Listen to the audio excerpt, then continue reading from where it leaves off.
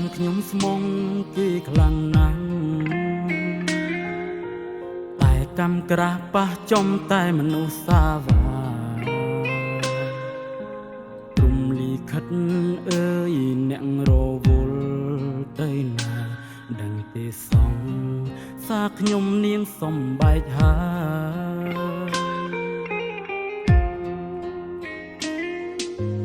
អារម្មណ៍ខ្ញុំពេលនេះដូចភាំងបេះដូងខ្ញុំចង់កៀងហើយម្ដង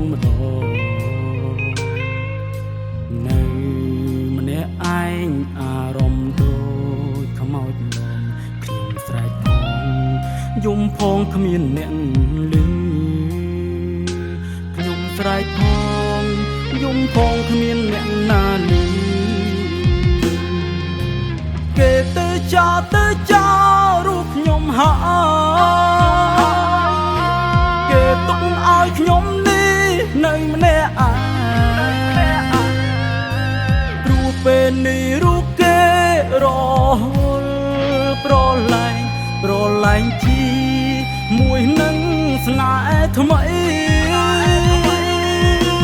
ខូចចិត្តម្ដងនេះខូចចិត្តសែនធ្ងន់ធ្ងរឈឺចាប់ដល់ក៏ពេកចង់តែរត់ទៅបួស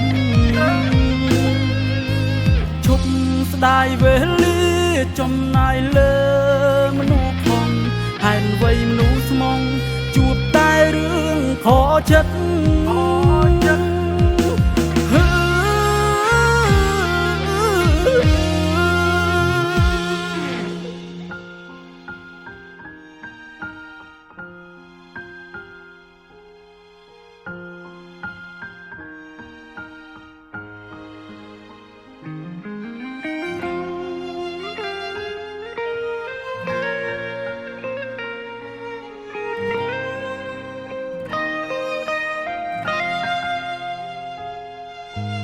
អារម្មណ៍ខ្ញុំពេលនេះ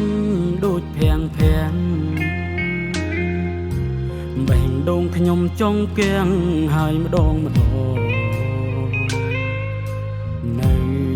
ម្នាក់ឯងអារម្មណ៍ដូចខ្មោចលំខ្ញុំស្រែកផងយំផងគ្មានអ្នកឮខ្ញុំស្រែកផងយំផងគ្មានអ្នកណាឮគេទៅចោលរូបខ្ញុំហើយគេទុកឲ្យខ្ញុំនេះនៅម្នាក់ឯងព្រោះពេលនេះរូបគេរហូតប្រឡែងជីមួយនឹង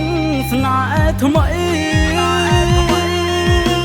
ខូចចិត្តម្ដងនេះខូចចិត្តសែនធ្ងន់ធ្ង